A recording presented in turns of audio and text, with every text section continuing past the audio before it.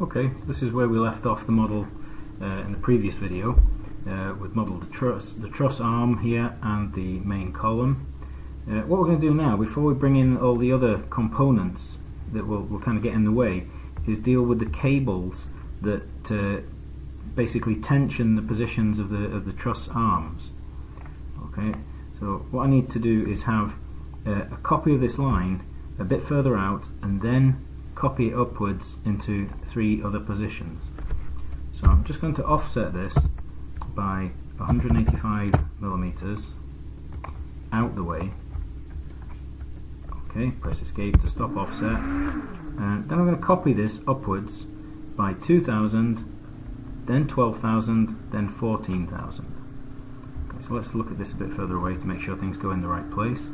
So it's copy, CP, return, pick the newest line there, enter. Base point can be anywhere. I've got ortho on, so set the direction and then type in the 3 distances I need. So it's 2000, enter, 12,000, enter, 14,000, enter. Enter to stop. Okay, so what we're going to end up with is a cable direction that goes from here to here, right up, and then back to behind the column. Okay, so we want to create a path that we can use for a sweep or an extrusion along path. So at the moment we're in the world coordinate system. To draw the path for the cable, we need to have the y-axis running up the same direction as the column. And in simple terms, that would be the front coordinate system. Okay. Alternatively, I could rotate the axes around the x-axis, which would bring y vertically. But seeing as we have one that's named already, we may as well use it. So we'll go for the front coordinate system. Notice the background grid changes, and it's all aligned now with the yellow column. Okay, I can use this layer just for now because the path is actually going to get absorbed. So we start using a polyline, so it's PL, return.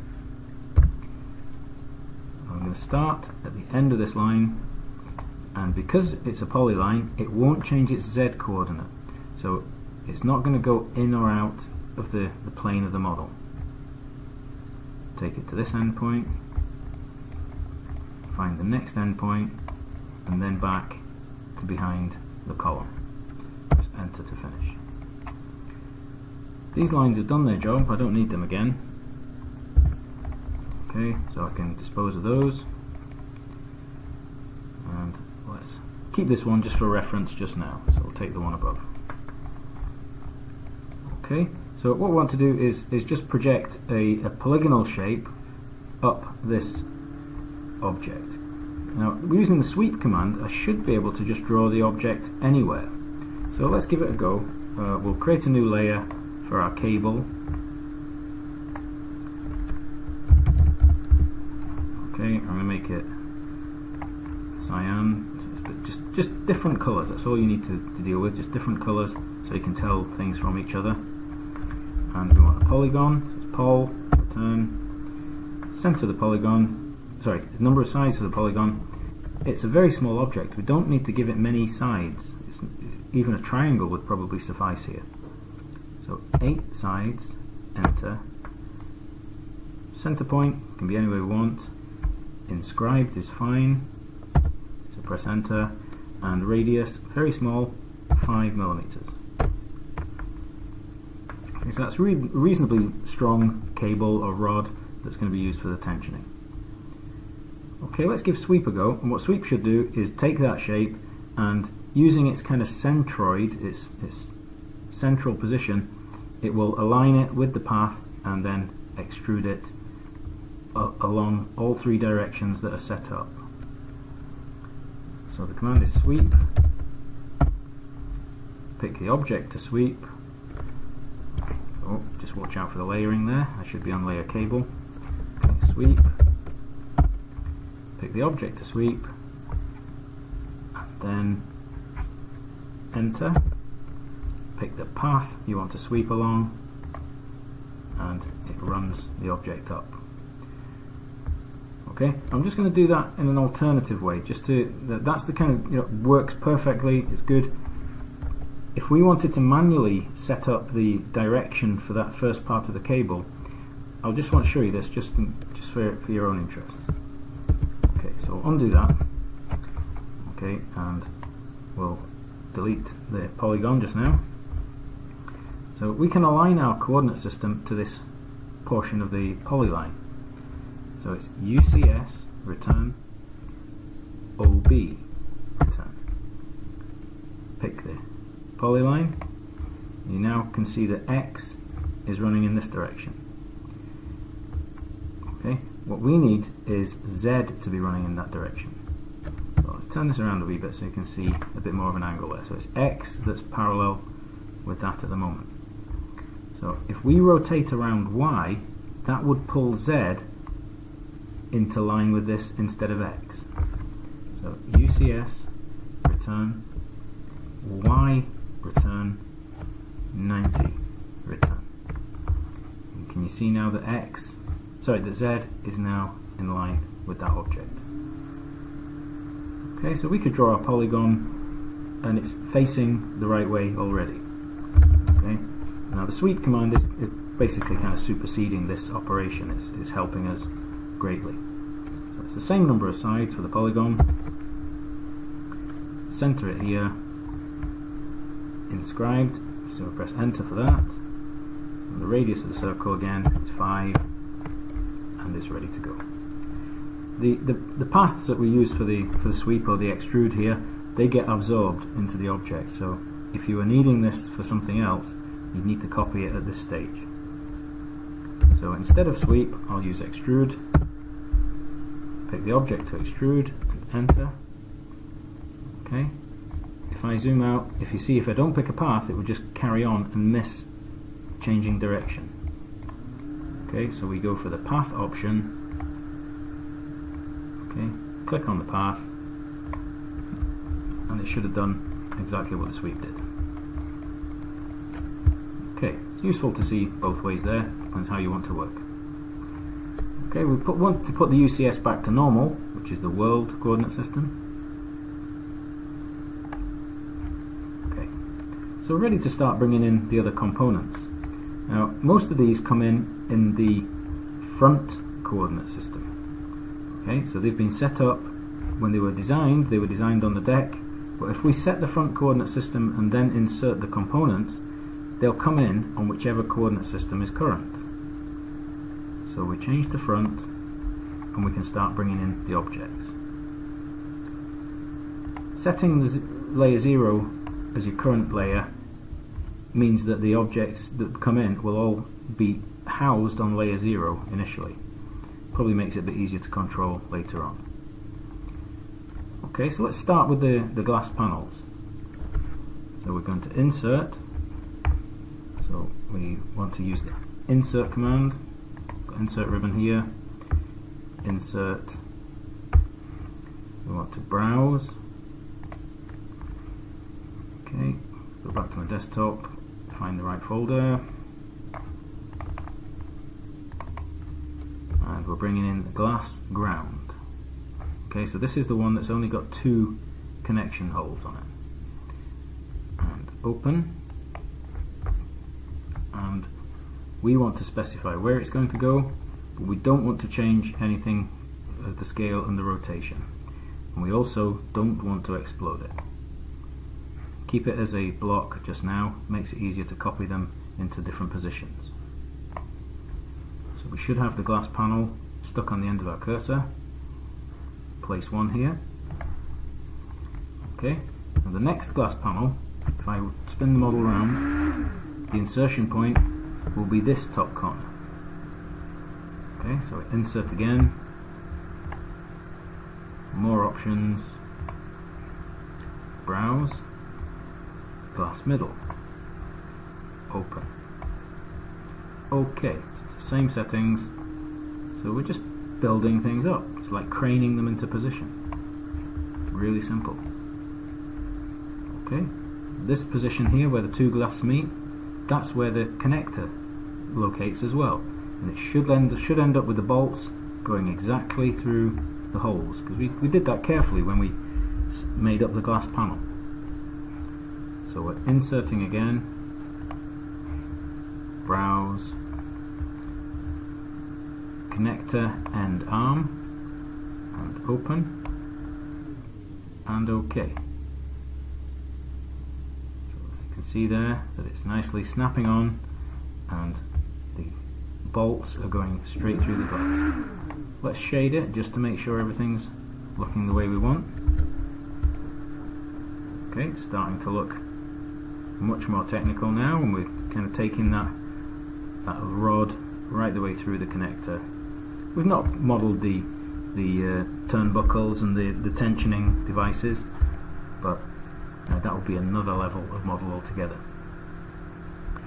Okay, and then there's a second connector type that goes at the back of the column, so this is the setting out point for that one. So insert, more options, connector behind column, open, OK.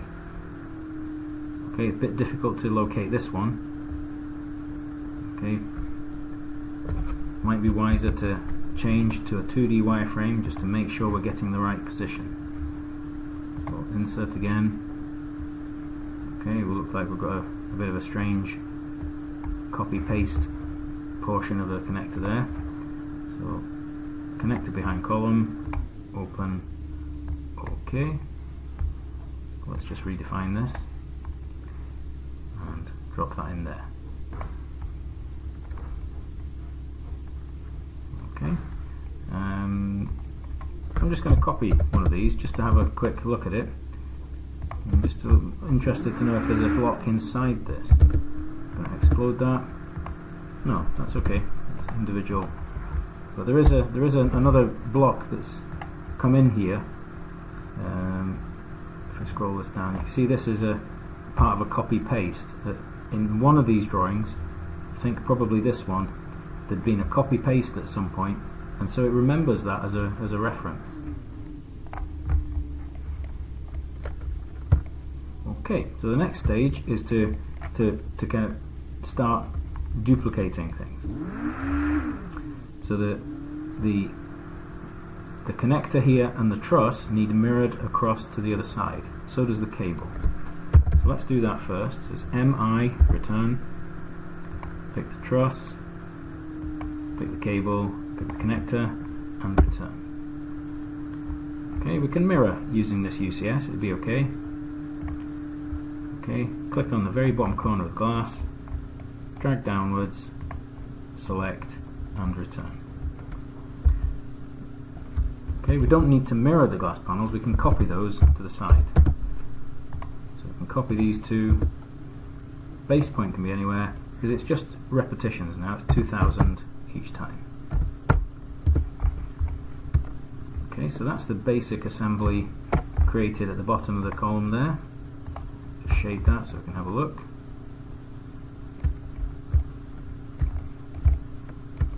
Okay, and now if we view from the front on, it's probably easier to do the copying, so we can see and count a bit easier. So if we do plan view on this coordinate system, it should give us an elevation. Let's go back to 2D wireframe. So all we need to do now is copy everything here upwards 7 times. Copy, grab these objects, enter. Base point can be anywhere, and it's going to be 2000, 4000, 6000, etc. So it's 2000, 4000, 6000, 8000, 10,000. That should take us to the top. Press enter to finish. Nice and easy, eh? Nice and dimensionally controlled. So we need a copy of these panes of glass.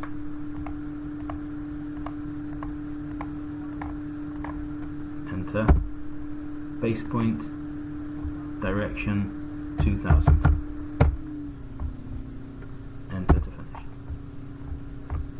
Okay, and then the whole assembly here copies 6,000, 12,000. Copy everything. Try it again. Just went off the page. Okay, so it's saying only 57 found. It's because these are blocks. There's a lot more geometry here than just 57 objects because they're blocks already. Press enter because you've got everything.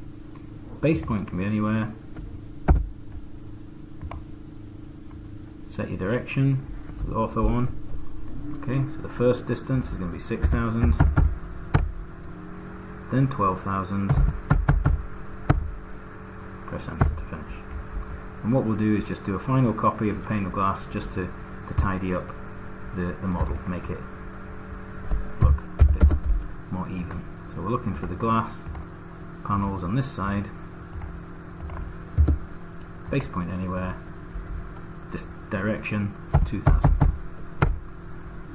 Okay, enter to finish.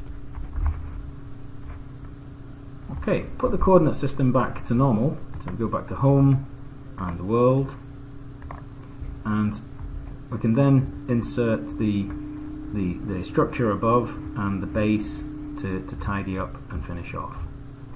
Okay, so these have been pre-prepared. So we'll insert more options, browse, and I've got bases first, something for the model to sit on. I shouldn't need to choose an insertion point now, it should come in the right place. That's good. Okay, let's see this shaded. Okay, and the last object to come in is the high level structure, which is the beams and truss, and they too insert at 0, 0, so no insertion point needs selected.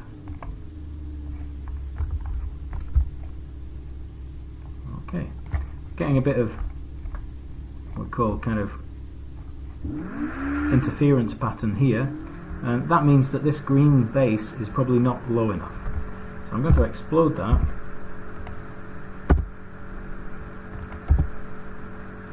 And then I'm going to move. Yeah, so you see there's a kind of a clash there. Do we have two bases here by accident? Possibly. No? Okay, let's just move that down by the thickness of this object. I think that's what's causing the problem. That looks a bit cleaner, doesn't it? Okay, so we try and keep the blocks on this as long as possible, but bear in mind when you go to when we take this to 3D Studio, anything that's a block is much more difficult to work with. Okay? It generates objects that are kind of stuck inside other objects. So it's better to explode any blocks before you export the model. So what we would do then is probably do a save as, call this one complete. So I've got a complete version already here, so I'm just going to save over the top of that one. Frontage portion complete. Okay, so I'll just replace it with this one. And then we've got to try and explode all the blocks. Okay, so have a look, use the insert command, I and return, and that then shows you which blocks we need to deal with. So there's quite a few here. Okay, and we can maybe speed this up using the SSX command. Let's see if it will let us do this. So SSX, enter. Okay, select object, don't pick anything. What you do is just press enter again, and it's block name, so you type in the B and return, and then star and return. Return again. So it's found 173 blocks in the model. Okay, so we can explode them all in one go. It saves us routing through the whole model. So X, return, P, return. See, so most of the model is made out of blocks, so it's all kind of lit up. Now the solids here shouldn't have lit up. These aren't blocks. So bit worried about those, so let's see what happens. Well, press enter. Really shouldn't have exploded the trusses. It has. It's separated them into portions, so that's not good. Okay, so I'm going to undo what we did with the exploding.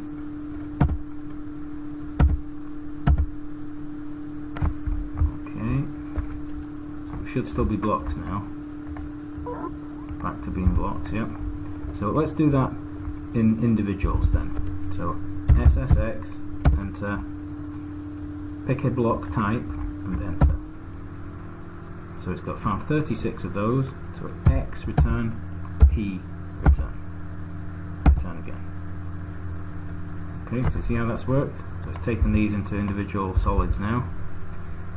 So we've got blocks, we inserted blocks for the glass, so it's SSX, return, pick one of the glass types and return. It's found 60 of those, X return, P return, return again. So that's bust apart the glass. We've got connectors behind the truss, behind the column. SSX, pick the connector, return, 18 of those, that makes sense. X return, P return, return again. Okay, and the final block that we brought, blocks that we brought in were the glass at the bottom. So SSX, return, pick, return. Found 10 of those, that's correct. X return, P return, return again. The very last block was the truss assembly at the top. So that's just a single explode. So X return, pick the object, return. Okay, so that's kept the trusses as solids, which is good. Same with the columns. We don't want to break those apart. Okay, so what you do now is save as an exploded version of the model.